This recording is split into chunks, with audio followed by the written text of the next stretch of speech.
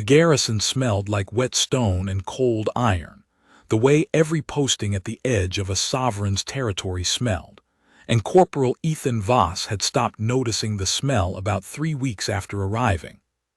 That was 6 months ago now. He sat on an upturned crate near the northern parapet, turning a coin between his fingers, an old earth token, bronze and worn smooth, that his younger sister had pressed into his palm at the departure terminal the morning he shipped out. He didn't know why he still carried it. He just did. The Vel'tharan citadel sprawled below the garrison ridge, a palace complex of black volcanic stone terraced into a plateau, its towers trailing banners the color of deep amber.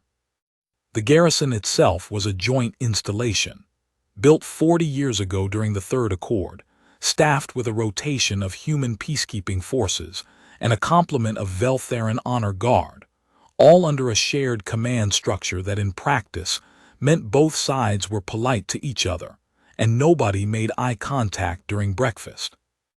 Ethan didn't mind it. He'd served harder postings.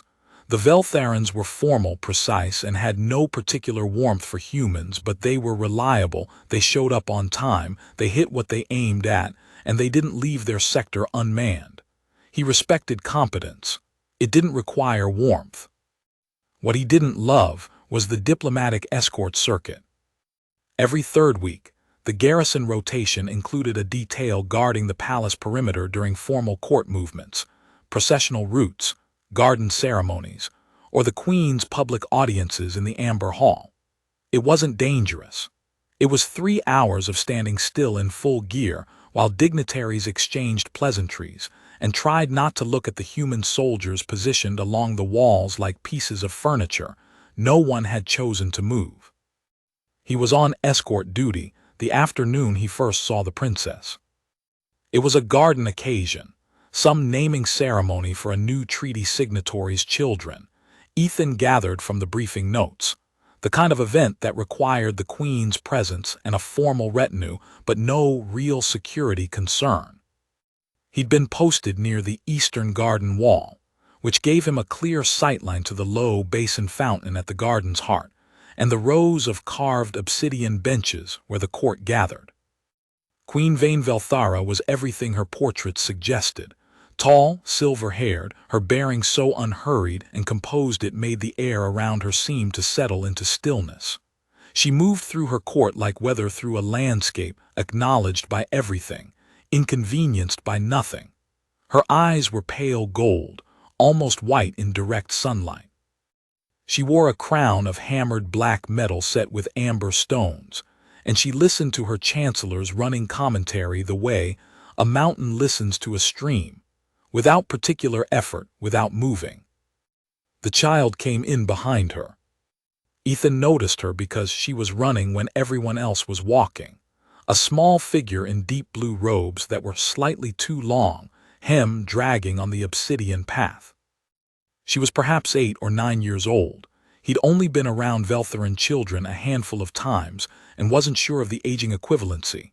With frost-pale skin, silver-white hair pulled into a loose knot that was already coming undone, and eyes that were unmistakably her mother's. That same pale gold, but wide and quick in turning toward everything at once with an appetite for the world that the Queen had apparently disciplined out of herself somewhere over the decades. She was also, Ethan realized, not supposed to be running. One of the attending court women caught her by the shoulder, straightening her robe and adjusting the knot of her hair with a firm efficiency that made the girl's nose scrunch. The child submitted with obvious impatience, waiting for the moment the attendant's hands withdrew to turn immediately and stare at the fountain. Ethan watched her for a moment, then returned his attention to the wall. He spent the rest of the ceremony in his post. The child didn't do anything else notable. He didn't think about her again until the following week, when the garrison's liaison officer, a Vel'tharan woman named Velaris, whose face was a professional blank, but whose left ear always tilted very slightly when she was communicating something she considered obvious to any rational being, informed the detail that the garrison was hosting a visit from the palace nursery cohort. The young of the court families, she said. A tradition. They tour the garrison once per season. The children observe the facilities. You will behave appropriately.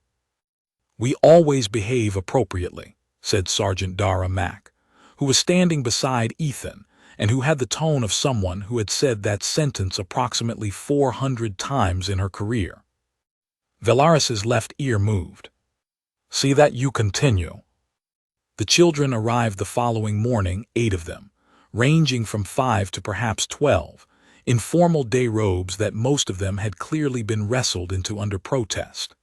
They were escorted by 2 court attendants, the palace archivist, and a Vel'tharan honor guard named Tarvel, who had the expression of a man who had drawn the short straw in some previous life and was still paying for it.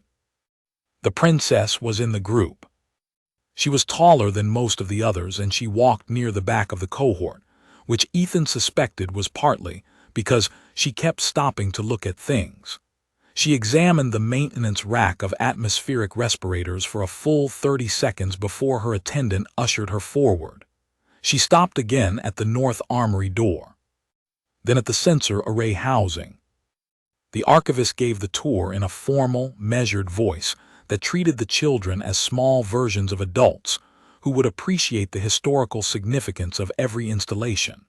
Most of the children were making the kind of faces that meant they were being polite.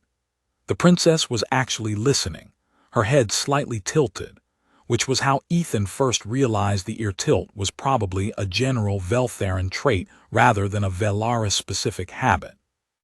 He wasn't supposed to engage with the children. That was standard protocol. Peacekeeping escorts on a formal tour maintained position and distance. He stood at his post near the inner gate and watched the group move through the yard. It was when the archivist led the group toward the East Equipment Bay that the girl broke away. She didn't run this time. She simply walked, very deliberately, sideways, until she was 3 steps removed from the cohort and then turned and came directly toward where Ethan was standing. One of the attendants started to move, but the other caught her arm, whispered something, and the first woman stopped. The princess stopped 2 meters in front of Ethan and looked up at him. He looked down. She had a very direct gaze for a child. Most of the Vel'tharan court, in his experience, delivered their attention sideways or through other people, the way you'd hand something fragile to a stranger, carefully, indirectly, with plausible deniability.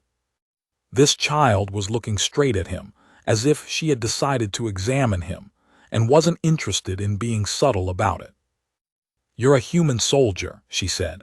Her voice was even, not rude, just informational, testing whether her observation would be confirmed. "Yes," he said, "Corporal Voss, peacekeeping forces." She considered this. "Are you afraid of anything?" Ethan blinked. He'd been asked a lot of things in 6 months of diplomatic posting. He had not been asked that. "Sometimes," he said. Her pale gold eyes narrowed slightly, not suspicion, just interest. "What things?" He thought about it. He was, in general, a man who preferred honest answers to polished ones, and the child was clearly not asking because she expected a polished answer. "Failing people who are counting on me," he said. "That's the main one." She looked at him for another moment, the way children look at something when they're filing it into some internal system of understanding. Then she said, "I'm Sayer," and turned and walked back to the cohort as if she'd completed a scheduled item on her agenda. He didn't know, at that moment, that she was the Queen's daughter. He found out 3 days later, when the garrison liaison briefed the detail on protocol for the upcoming Festival of Veils, a 3-day court celebration that involved a public procession, ceremonial fires in the lower Citadel Plaza, and the attendance of the full royal family, and mentioned in passing that the princess's escort would require an additional security line. "Princess," Ethan said. Vel'tharan gave him the ear tilt. "The Queen's daughter, second in succession. You saw her during the nursery visit." He processed that. The one who spoke to you directly, yes, I was informed." A pause that contained multitudes. It was noted as unusual but not a protocol violation. She is 7 years old. Allowances are made. 7, he'd guessed slightly high. He tucked that away and went back to his work. Part 2, the Festival of Veils. The Festival of Veils began on the first evening of the dry month, when the Vel'tharan plateau turned rust gold in the setting sun, and the citadel's towers were strung with amber lanterns that swayed in the evening wind. Ethan had been told the festival was ancient, older than the Third Accord, older than the first human vessels that had made contact with the outer territories. It celebrated a victory no one fully explained to the human garrison, but the celebration itself needed no explanation. There was music, there were fires, there were banners, and there were people in the lower Citadel Plaza who looked genuinely happy to be there, which Ethan had come to understand was not the default state of Vel'tharan public culture. The music was the first thing that surprised him on the first evening. He'd expected something formal, court instruments, measured and precise, the kind of music that existed to fill a ceremonial space without disturbing it. What he heard instead was older than that. Deep-throated horns whose notes bent and curved in ways that Western music theory would have labeled as mistakes, accompanied by a percussion he felt in his sternum before he heard it with his ears. The Vel'tharans in the plaza moved differently to it. The composure that defined their daily manner softened at the edges. He saw children running without being caught and corrected, saw adults with their heads lifted and their eyes closed, saw 2 elderly court women holding hands and swaying without any apparent concern for who was watching. The festival was a seam in the formal fabric of things, and something real came through it. The food helped. The lower citadel put out long stone tables for the 3 evenings, laden with festival dishes that the garrison had been briefed on, not to eat, unless offered, but to understand what they were looking at. Most of it was unfamiliar to him. Pressed grain discs with a sour paste, slow-roasted root vegetables that had been buried in volcanic clay for 6 hours, a clear broth served in small obsidian cups that tasted like mineral water crossed with something that had lived in the dark. One of the fire keepers pressed a cup of the broth into his hands on the second evening, without preamble, and walked away. He drank it and decided he liked it more than he'd expected to. The garrison's relationship with the festival was careful. They maintained their security posts, they were professional, and they were very deliberately not participating. It was the right call for the work. But Ethan noticed, on the second evening, that Sergeant Mac had taken a pressed grain disc from the table when she thought no one was watching and eaten half of it before posting up at the inner gate. He said nothing. He filed it under, evidence that even professionals are human and that some things cross any cultural distance. The ceremonial fires were the centerpiece. They were built in the 3 great stone hearths of the lower plaza, stone basins each as wide as a human transport vehicle, mounted on raised platforms and fed with compressed resin blocks that burned amber and gold and threw sparks into the dry air. The fires were lit at dusk on the first day and kept burning through all 3 nights by a team of palace fire keepers who maintained them with long-handled rakes and looked deeply serious about their work. The garrison detail for the festival was triple-staffed. Ethan had the inner perimeter on the first evening, a patrol circuit that ran the inner side of the lower plaza wall, keeping the crowd back from the hearths and watching for the kinds of problems that arose when you put 500 people, open flames, and 3 days of ceremonial wine into the same space. The first evening was fine. The second was fine. He was beginning to allow himself the thought that this posting might conclude without incident. The third evening, the wind came up. It arrived from the north around the second hour of darkness. Not a storm, not even a proper wind, just a sustained push of cold air off the volcanic ridge that the plateau's geography funneled directly into the lower plaza. The fire keepers had been managing it, banking the resin blocks against the gusts, but one of the central hearth's retaining walls was old, and had developed a crack that the structural team had reportedly assessed and deferred until after the festival. The retaining wall failed just after the 3rd hour. It didn't collapse, it split, the crack widening in a sustained fracture that took perhaps 4 seconds, and then released the front face of the hearth into the plaza in a cascade of burning resin, hot stone, and amber-lit debris. The crowd nearest the hearth scattered immediately. The firekeepers moved fast, but the wind was moving faster, carrying burning fragments across the plaza. The garrison's emergency response kicked in on training, perimeter expansion, crowd management, extinguishing team forward. Ethan was already moving toward the hearth, checking sightlines, calling positions to Sergeant Mack on the comm. It was on the 2nd sweep that he saw where the debris had landed. There was a storage pavilion on the eastern side of the plaza, a canvas and frame structure that housed spare resin blocks, ceremonial props for the next day's procession, and the festival's preparation materials. It wasn't supposed to be occupied during the hearth-burning hours. It was supposed to be locked. It was on fire. The canvas was catching at the roof, and the fire was moving fast in the dry wind. Ethan registered this, radioed it in, and then registered the second thing. The door of the pavilion was not closed. It was open, and there was a small figure standing just inside the doorway, completely still, and the canvas above the door was burning. He didn't think, he ran. The distance was 30, maybe 35 meters. He covered it in full gear, armor, helmet, belt, kit, and the fact of the fire became larger and more specific as he closed it. The heat pushing back against his face, the specific roar of canvas burning that was different from the roar of the resin hearths, sharp and quick and greedy in a way that told him he had less time than the distance suggested. The wind was feeding it. The canvas roof of the pavilion was already gone on one side. The side above the door had caught and was beginning to come down in curling sheets. 3 meters out he could see the child clearly. She was standing inside the doorway, one hand on the doorframe looking up, not at the fire or not only at the fire.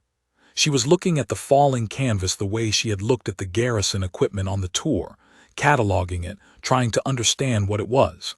7 years old, and she was trying to understand what was happening to her, even now. The thought arrived and departed in the same instant, because the canvas was coming down, and there was no more time. He threw himself through the doorway low and fast, getting under the falling edge, and covered the last meter on his knees on the stone floor. He wrapped his arms around her. She made a small, involuntary sound, not a scream, just a breath of surprise, and turned his back to the doorway and tucked her face against his chest and his chin down and his shoulders up. The canvas hit. It was not as bad as it could have been. It was also not nothing. The weight of it was heavier than canvas had any right to be, soaked in whatever accelerant the resin smoke had deposited on it over 3 evenings, burning unevenly so that one part came down as heat and one part came down as ember-lit fabric. His armor took most of it across the back and left shoulder. He felt the left pauldron buckle slightly under the weight and the heat along his left arm where the armor's edge didn't fully cover. He pushed up with his right arm, shrugging the burning canvas off his back, and then he was moving again, standing in one motion, the child still tucked against his chest, his left arm holding her and his right arm shoving the doorframe for the momentum to get out. He came out of the pavilion at a run. He didn't stop at 20 meters. He didn't stop at 30. He ran until there was a stone wall at his back, and it was cold, and he stopped because the cold told him he was far enough. He stood there for a moment, back against the stone, breathing. The child was not breathing. No, she was breathing. She had her face pressed into the front of his armor, and she was breathing in short, tight pulls that meant she was frightened and had been frightened enough to go very quiet, the way some people did. He could feel her heart. "Hey," he said. "Hey, it's all right, you're out." She didn't move. Her fingers had found the straps of his armor and closed around them. "Sayer," he said. He didn't know why he used her name, it was the only thing he had. "Sayer, the fire's behind us. I've got you, you're out." A long pause, then a slow breath, then another. Her head turned slightly. One pale gold eye found the plaza behind him, the burning pavilion, the firekeepers working it down, the garrison team maintaining the perimeter, and took it all in. The eye was very clear. Ethan had the sudden sense of watching a mind that worked in a particular way, careful and deliberate even when it was frightened. Then she looked up at him. "You came back in," she said. Her voice was rougher than he'd heard it before, dry from the smoke. "Yes." The canvas was burning. "Yes." A very long pause. She was, he realized, not accusing him. She was simply noting facts, the way she had on the garrison tour, adding them to the internal system. "Does that count as the thing you're afraid of?" she asked. "Failing someone who was counting on you?" Ethan looked at her for a moment. "Maybe," he said, "or maybe it's the opposite." She thought about this. "You weren't afraid of the fire." "I was afraid of the fire," he said. "But there are things that are worse than fire." She looked at him with those pale gold eyes and didn't say anything else. She didn't let go of his armor straps either. The garrison medic reached them 60 seconds later. Then Sergeant Mack. Then, in a wave that felt like weather arriving, the full weight of the palace security apparatus, honor guard, court attendants, the chancellor's liaison, and then, parting every other person in the plaza like a tide finding its channel, the Queen. Part 3, The Queen's Eyes. Queen Vel'thara moved through the cleared plaza with that same unhurried weather movement Ethan had observed in the garden, but something was different now. The stillness was the same, the composure was the same. What was different was the quality of her attention. She was not moving through the space the way she moved through a ceremony. She was moving through it the way a storm moves, with absolute purpose and an absolute destination. The destination was the far wall, where a human corporal was standing with her daughter in his arms. Ethan had been trying gently to transfer Sayer to the medic. Sayer had not yet elected to be transferred. She had released his armor straps at some point. The medic was checking her hands, her face, her breathing, but she was still within arm's reach of him and had positioned herself in a way that kept him between her and the open plaza. He noticed the Queen approaching, and he straightened. The Queen stopped 3 meters away. Her pale gold eyes went to her daughter first, a sweep that was entirely clinical in its speed, and entirely not clinical in what was happening behind it. She read Sayer the way you read something you have been afraid to stop being able to read, quickly and completely, and with a relief that showed only at the edge of it, in the way her chin came up fractionally when she finished. Then her eyes moved to Ethan. He did not technically need to come to attention. He was on his own garrison's perimeter in his own chain of command, and the Queen of the Vel'tharan sovereign territory was not in that chain of command. Protocol was clear. Respectful acknowledgement, no subservience. He came to attention anyway. It felt correct. The Queen looked at him for a long moment. She had a way of looking at something that involved no visible evaluation, no narrowing, no assessment phase, no subtle tells. She just looked, and you had the impression that what she saw was complete and accurate and had been filed before she'd finished. "You ran into a burning structure," she said. "Yes, your sovereign." Knowing the canvas was alight. "Yes." "To retrieve my daughter." A pause, he wasn't sure if she was asking. "Yes," he said. The Queen said nothing for a moment. Then she said, "You are burned." Ethan had not checked. He looked at his left shoulder, which his neck angle would allow, and saw that the pauldron was scorched and the edge of the material beneath it had gone dark. He felt it then, the ache beginning to surface through the adrenaline, a medium-grade burn across the left shoulder and the back of his left forearm where he hadn't fully covered. "A little," he said. "I'm all right." "You will see the garrison medic." "Yes, your sovereign." Another pause. Her eyes were still on him. Then she said, "What is your name, Corporal?" "Voss, Ethan Voss, Corporal, Human Peacekeeping Forces, 3rd Accord Garrison." She repeated it once, quietly, not to him, to herself, or to the air. The way you say a name when you want to keep it. Then she went to her daughter. Sayre, who had been standing in patient proximity to the garrison medic while being examined, turned at her mother's approach.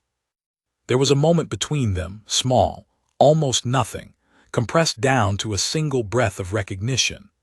And then Sayre stepped forward and put her face against the front of her mother's court robes the same way she had put her face against the front of Ethan's armor, and the Queen's arms came down around her, and neither of them said anything. Ethan looked away. It wasn't his to watch. The Chancellor's liaison appeared at his elbow. "Corporal, the garrison medical station." "I know," he said. "I'm going." He went. Part 4, the morning after. He was treated and released and back in the garrison barracks by the first hour of the next morning, his left shoulder dressed and the burn on his forearm wrapped. The garrison medic, a meticulous woman named Lorne who had served 2 postings on Vel'tharan territory, and whose default expression was one of professional skepticism directed equally at all parties, had checked the burns, cleaned them, dressed them, and told him in a tone that brooked no counterargument that he would check in again in 48 hours, and that he would report any change in sensation in the left arm, because nerve response in burn recovery was something she was going to monitor whether he liked it or not. He liked it fine. He'd always trusted people who were thorough about the things that mattered. The festival was over. The hearth had been extinguished by the fire keepers working through the night, the pavilion debris cleared, and the garrison had filed the incident report that was now working its way through both the Human Peacekeeping administrative chain and the Vel'tharan Palace Security Review. There would be a structural audit of the old hearth walls. There would be a review of the pavilion's access protocol. Things were going to change because of what had happened, small administrative things, the way the world absorbs a close call and adjusts. He slept through most of the day and reported for his regular duty cycle the following morning. The garrison had a particular quality in the 2 days after the incident that he recognized from other postings after other close things. People were being careful around him without saying they were being careful. Mac had put him on the quieter rotation. His kit had been sent out for the damaged sections to be assessed and repaired without him asking. The garrison cook, a Vel'tharan civilian contracted to the installation, who had never once in 6 months acknowledged Ethan's existence beyond the minimum professional courtesies, pressed an extra portion of the root vegetable dish onto his tray at breakfast the morning after and said nothing. He ate all of it. Sergeant Mac caught him at the inner gate. "Palace sent a formal acknowledgement," she said. "It went to the co." "All right. You're not in trouble." "I didn't think I was." "The Chancellor also sent a list of requests for your medical record." Ethan stopped walking. "Why?" Mac gave him a look that he couldn't quite parse. "Don't know. Co approved the record transfer. It's done." She paused. "You should also know the garrison medic flagged the burns as minor. Official record says no lasting injury." "That's accurate." "Good." She paused again, in the particular way she paused when she was deciding whether to say the next thing. "The princess is all right." "Good," he said. "They said she asked about you this morning." He had no good response to that. He nodded and went to his post. The formal summons came 5 days later. He had not been expecting it. A summons from the palace went through the garrison co, who informed him of it with the particular expression of a commanding officer, who was choosing very carefully which questions to ask and which to let pass. The summons was courteous, specific, and came directly from the Queen's office of the Sovereign's correspondence, which was, as the co explained, the part of the palace that handled only things the Queen wanted handled personally. "You're not required to go," the co said. She has no authority over you." "I'll go," Ethan said. "I thought you'd say that. Vel'tharan will escort you." Vel'tharan met him at the garrison gate at the appointed hour and walked him down the ridge path to the citadel, in the particular silence she deployed when she was going to considerable effort not to brief him on something she had apparently been told not to brief him on. He let the silence stand. He watched the amber lanterns over the citadel gate, still hanging from the festival, moving in the morning wind. The ridge path was steep in the middle third, where the volcanic rock rose up through the soil, and the garrison detail had laid a gravel surface years ago that was good on dry days and required attention on wet ones. This was a dry day. The citadel below was going from night black to amber dark as the sun came up behind them, the towers brightening from the top down, and there were firekeepers moving in the lower plaza doing the morning ashwork that followed a festival. He could still smell the faint trace of resin smoke in the air. "Is she well?" he asked, when the silence had run its natural course. The young sovereign, Vel'tharan's ear tilted. "Yes, completely recovered, no lasting," she stopped. "She has been asking about you." Max said. "More than once." He absorbed this. "What does she ask?" "She asked whether human soldiers always run into fires." A pause.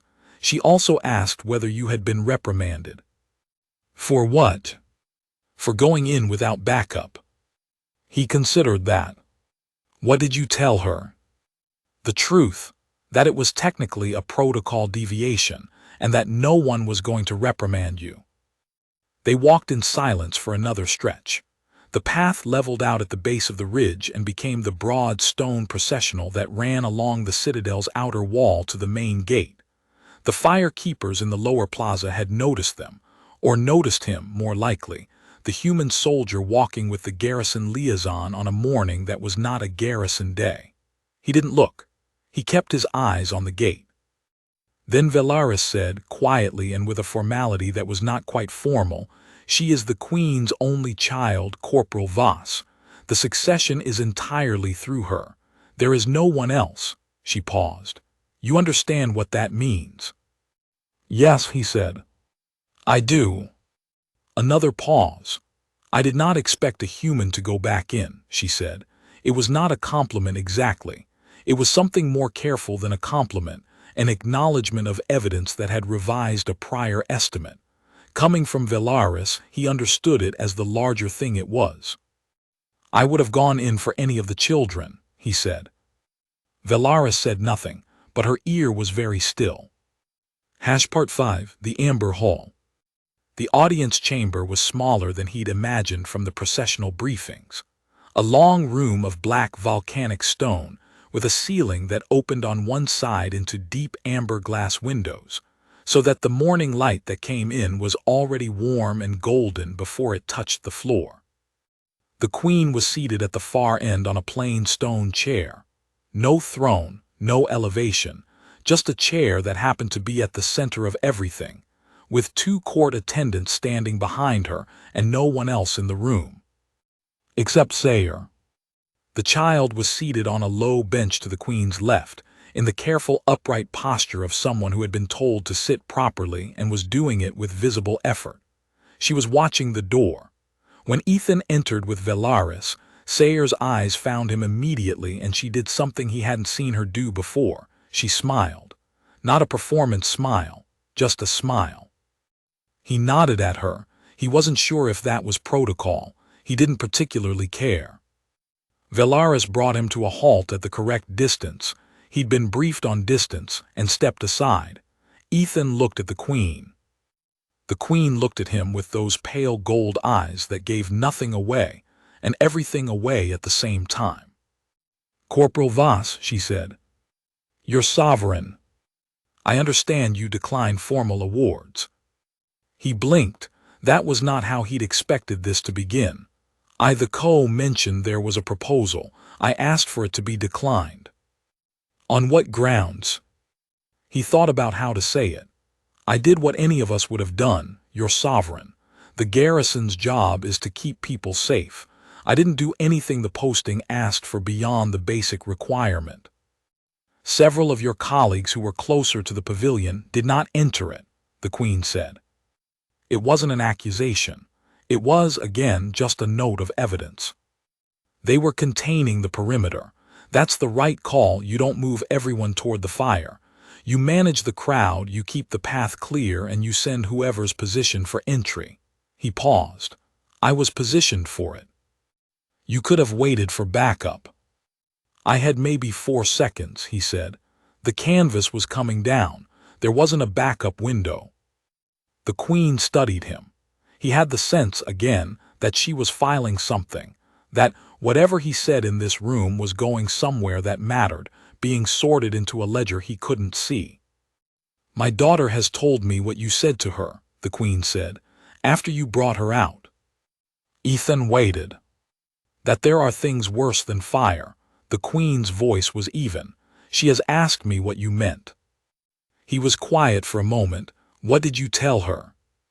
A pause, small, precise. I told her I would ask you. He thought about it.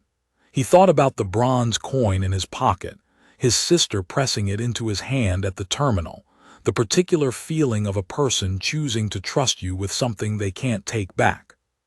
There are things that stay with you, he said finally. Fire heals, burns heal, but if I'd stood on the wrong side of that wall while the canvas came down, that wouldn't have healed. That's the kind of thing you carry. He paused. So I went in, and now I don't have to carry it.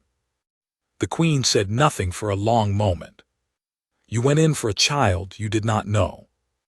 I knew her a little, he said. From the bench on the Queen's left, a small voice said, he knew my name. Both adults looked at Sayer. The child was sitting in exactly the correct upright posture, completely unbothered by having inserted herself into the conversation, with the expression of someone adding a useful fact. He remembered it, she clarified.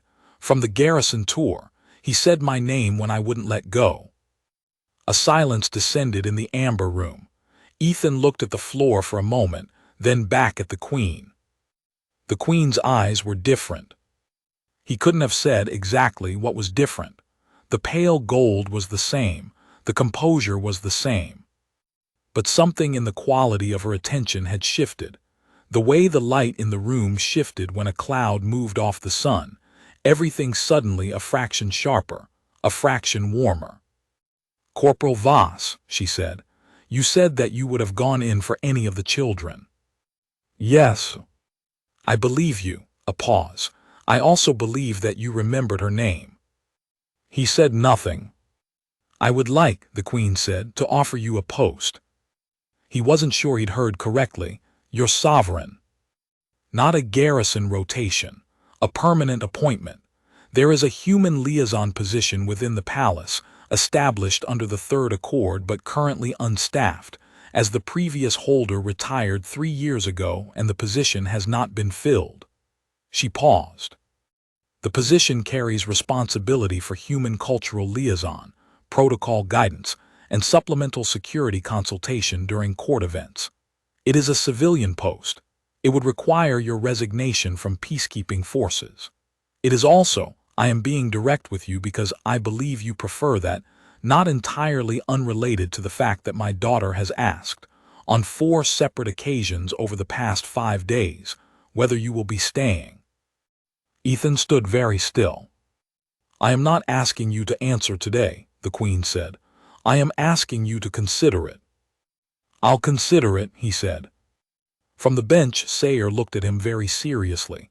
I asked 4 times, she said, but I was not being demanding. I was gathering information. He looked at her. I know, he said. You're precise. Her nose scrunched. That's what my tutors say. Your tutors are right. Sayer considered this, tipping her head in that particular Vel'tharan way that meant she was filing it. You can come back and tell us your answer, she said. I'll be here. Part 6, 43 days. He took 43 days to decide. He wasn't being indecisive. He was being thorough. He talked to his who surprised him by saying that the liaison post had been sitting empty long enough to be a minor political concern, and that the garrison would support a transition. He talked to the human diplomatic attaché in the outer territories, who was less surprised than anyone and who said, over a long calm call, that the Third Accord's civilian liaison framework had been designed for exactly this kind of continuity posting, and that the pay grade was, frankly, better than the corporal's. He drafted a resignation letter and a reapplication as a civilian contractor. He read the Third Accord's civilian liaison provisions, all 87 pages, with the patient attention he gave anything he was going to put his name on. He walked the ridge in the mornings, in the weeks that followed. The volcanic plateau had its own particular morning quality, the air still and cold before the sun reached it, the citadel below going from black to amber in a slow gradient that took about 40 minutes and then was just daylight. He liked the 40 minutes best. It was the same window every day, and it was never exactly the same twice. He thought about his grandfather, who had taught him star navigation from a book that was already outdated when his grandfather had learned it. His grandfather had said, "Some things you learn because they work, and some things you learn because someone loved them enough to pass them on. The second kind are more durable." He hadn't understood that at 16. He thought he understood it now. He thought about the coin and what carrying it meant, and whether there was a difference between carrying something because you couldn't put it down and carrying something because you'd chosen not to. His sister in her letters always called him a holder. "You're a holder, Ethan," she'd written once years ago when he was on his first posting and she was 15 and annoyed with him for leaving. "You hold on to things," like it was a problem. Later she'd written, "You're a holder, by which I mean you don't let go of things that need to be held, which is different from the other kind." He'd kept that letter too. He thought about a 7-year-old child who had asked him what he was afraid of, and who had filed the answer, and who had apparently asked 4 times in 5 days whether he was staying. He thought about what it meant that she'd asked, and what it meant that she'd used the word asterisk staying rather than some other word. He also, and he wasn't sure why this mattered as much as it did, wrote a letter home. His sister wrote back in 3 days, which was faster than the mail logistics technically permitted, but which his sister had always managed through what he could only describe as the force of her interest in outcomes. Her letter was 3 paragraphs. The first paragraph said she was glad he was alive. The second paragraph said she'd looked up the Vel'tharan citadel, and it was apparently very old and presumably impressive. The third paragraph said, "If you found a reason to stay somewhere, that's not a failure of anything. That's the other thing." He read that last sentence a few times, and then folded the letter and put it with the coin. On the 43rd day, he went back down the ridge. Vel'tharan met him at the citadel gate again, though he hadn't sent word ahead. He suspected she'd been informed somehow. The left ear was very still, which he'd come to understand meant she was deliberately not commenting on something. "The Queen is in the Amber Hall," she said. "I know. I wanted to ask, is the princess?" "She is also in the Amber Hall." A pause. "She has been asking again for information." "How many times?" Vel'tharan's ear performed a movement he hadn't seen before. He thought it might be the Vel'tharan equivalent of a suppressed smile. "7, she said, but she maintains she is gathering information and not being demanding."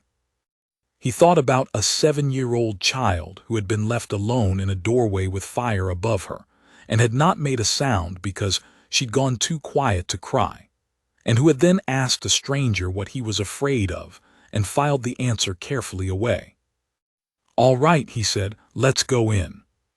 The Amber Hall had the same warm light, the same black stone, the same 2 attendants positioned at the back. The Queen was standing this time near the amber glass windows, reading something. Sayre was on her bench with a tablet in her lap, stylus in hand, but she had not been working on whatever was on the tablet. The screen was tilted at the wrong angle, and her eyes were on the door. She saw him and put the tablet down. He came to the correct distance and looked at the Queen. "Corporal Voss," the Queen said.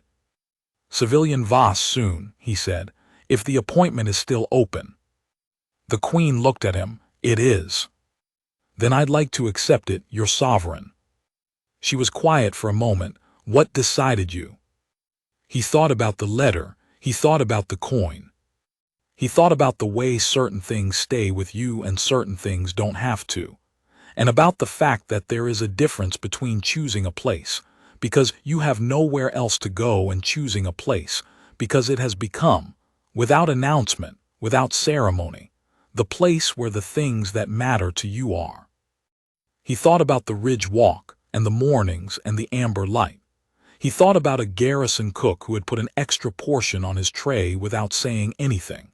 He thought about Vel'tharan, who had said "I did not expect a human to go back in," and meant it as the most serious thing she knew how to say. He thought about a child on a nursery tour, stopping at every piece of equipment she didn't understand because she wanted to understand it, because understanding was what she did with the world. He thought about what it meant to be someone's list, to be on it, to have made it there not through rank or connection but through an ordinary act done well. He had remembered someone's name. He had said it in the smoke and the heat with a burning pavilion behind them, and apparently that was enough to make a 7-year-old sovereignaire ask 4 times 7 times in a row whether he was staying. He took the coin out of his pocket and held it for a moment, there in the study, in the garrison barracks that would not be his garrison barracks much longer. His sister had given it to him so he'd carry something of home. He looked at it.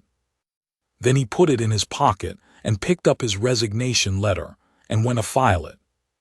"I made a list of the things that matter to me," he said, "and I checked it against where I was and where I might be, and the list pointed here."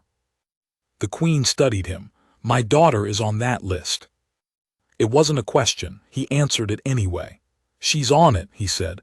"Not, I want to be clear, not in any way that's—" "I know what you mean, Corporal." The Queen's voice was quiet. "I am not concerned about your intentions. I am noting that she is on your list because she matters to you, as a child matters, as a person in your care." "Yes," he said, "exactly that." Another silence. Then the Queen said, "I should tell you something." He waited.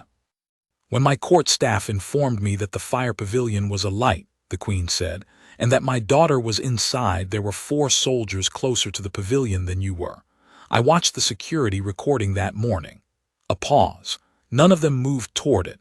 They moved correctly, they held the perimeter, they managed the crowd. They did their jobs." Another pause. "You were 40 meters away and you ran." "Yes."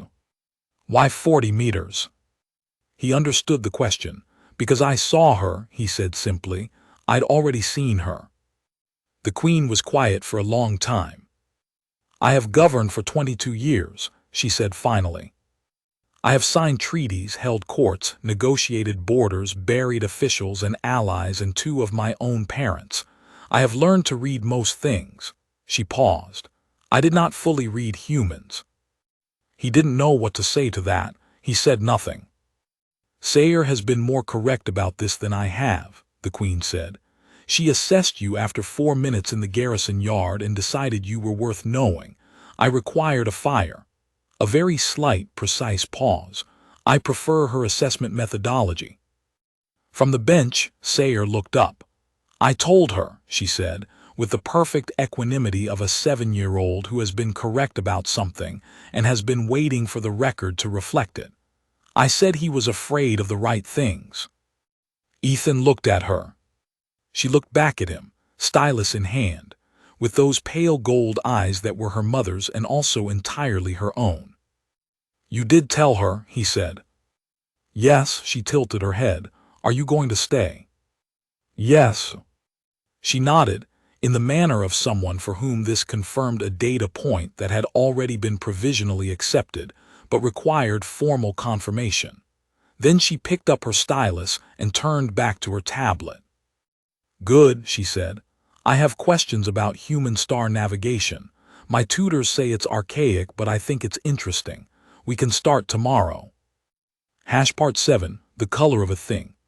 The liaison apartment was on the third level of the Citadel's east wing, 2 rooms, a study, a balcony that looked out over the lower plateau toward the volcanic ridge.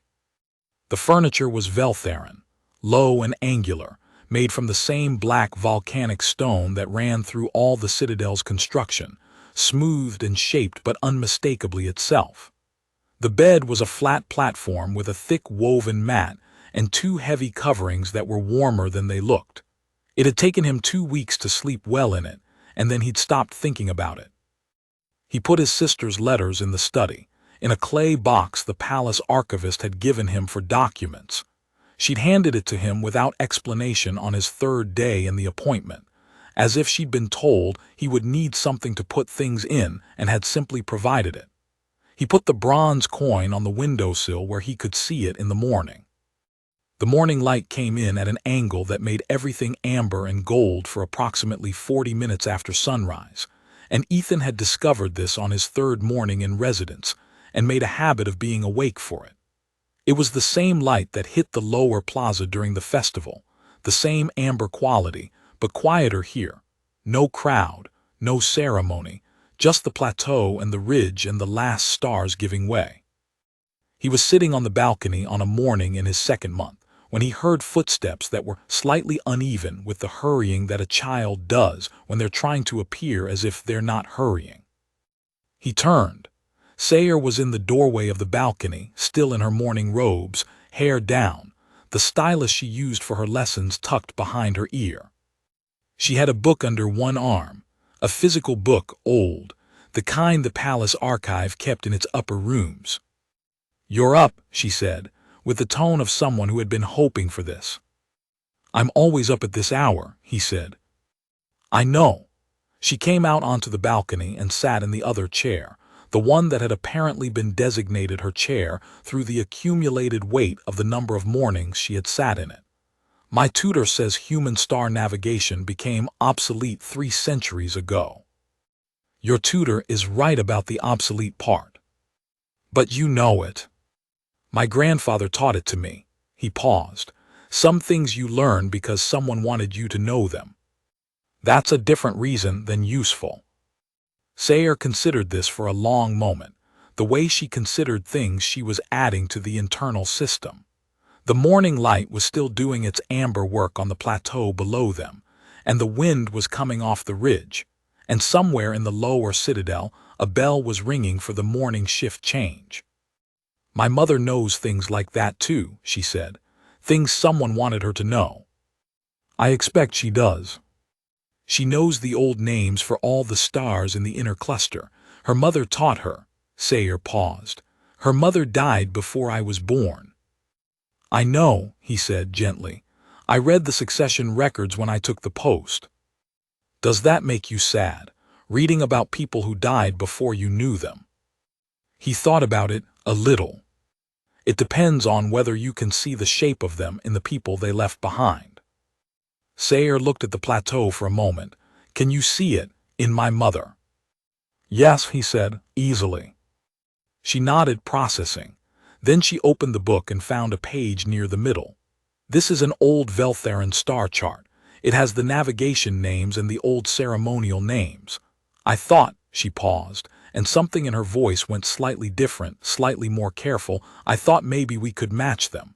Human navigation names and Vel'tharan ceremonial names, for the same stars." He looked at her. She was looking at the book, not at him, with the focused attention of someone who has proposed something they care about and are waiting to see if it will be received. "That sounds like a good project," he said. She looked up. "My tutor will say it has no practical application." "Your tutor is probably right. Do you mind?" She thought about it. "No," she said. "I think some things are worth knowing for reasons other than useful." He felt something settle, some question he hadn't known he was still carrying. It settled the way things settle when they find the place they were always going, without announcement, without ceremony, just the quiet fact of it. "All right," he said. "Show me the chart. We'll start with the ridge stars. I can see them from here, and my grandfather's names for them are good ones. She pulled her chair closer to his and opened the chart across both their laps, tilting it so they could both read it in the amber morning light. Her stylus was ready. "What's the first one?" she asked. He looked at the ridge, at the last stars fading into dawn. "The one that's still visible, right there, see it, low on the ridge just above the first tower." "Yes. We called it the lantern," he said, "because it's always the last to go out in the morning and the first to come on at night, the one that stays." Sayer wrote it down in careful script beside the Vel'tharan ceremonial name, which translated, she told him, as *the ember that remembers. "They're the same star," she said, a little surprised. "They usually are," he said, "under different names." She looked at the chart for a moment. Then she looked up at the ridge, at the lantern, the ember going out in the growing light. "I'm glad you stayed," she said. "I know," he said. "I'm glad too." The light finished its amber work. The bell in the lower citadel rang again. Below them, the volcanic plateau was waking into another ordinary day in the place where his list had pointed him, and the child beside him was already moving her stylus to the next star, the next name, the next thing she wanted to know. Epilogue, what the Queen noted. The Queen came to the East Wing balcony only once, in the 3rd month of Ethan's appointment, on a morning when the wind was low, and the light was doing its amber work, and she had, by every indication, simply walked there without sending a messenger ahead. Sayer and Ethan were working through the ridge stars. They were on the 7th cluster now, with a chart that Sayer had made herself by copying the old archive notation and annotating it in 3 colors of stylus ink. They heard the footsteps and looked up. The Queen stood in the balcony doorway. She was not in court dress. She was in the deep blue informal robes that Ethan had come to understand were what she wore when she was moving through the palace as herself rather than as the sovereign. Her silver hair was down. She looked at the two of them, her daughter cross-legged in her chair with ink on her left hand, the human man in the other chair with the annotated chart across his knees, and she didn't say anything for a moment. Sayer looked up. "We're on the 7th cluster," she said. "Do you want to see?" "In a moment," the Queen said. She looked at Ethan. He met her eyes. "She eats breakfast before she comes," the Queen said. It was not a question. "Always," he said. "I checked the first week. I asked the kitchen. She does not always eat breakfast with her tutors." "I know. She told me she finds it difficult to eat when someone is watching her to see if she's going to ask questions." He paused. "She doesn't have that problem here." The Queen was quiet for a moment. "No," she said. "I don't suppose she does." She came and sat in the doorway, back against the frame, and Sayer showed her the 7th cluster with the double notation, human names and Vel'tharan names, all the same stars called differently across the distance between their worlds. The Queen looked at it carefully. She said the Vel'tharan ceremonial name for one of the stars, and Ethan said the navigation name his grandfather had used, and Sayer wrote both down in her 3 colors of ink. They stayed like that for a while, the 3 of them in the amber light. The Queen, before she left, paused in the doorway and looked at Ethan one more time. She said, "The position is open-ended. There is no end date." "I know," he said. "That's why I took it." She looked at him with those pale gold eyes that gave nothing away and everything away at the same time. Then she nodded, once, precise, and walked back into the palace. Sayer watched her go and then turned back to the chart. 8th cluster, she said.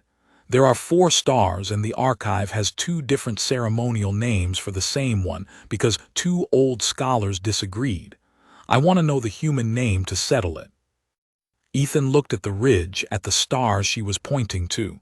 "Those ones we called the brothers," he said, "because they're always together. You never see one without the other." Sayer wrote it down. She looked at the name, then at the double-named star in the archive. "That doesn't settle it," she said. "But it's a 3rd opinion, which is better than 2. Usually, he said, 3 opinions and you start to see the shape of the thing. She tilted her head in that particular way, filing it. Outside, the plateau was gold in the morning. The lantern, the ember, had gone out for the day. Everything else was lit. And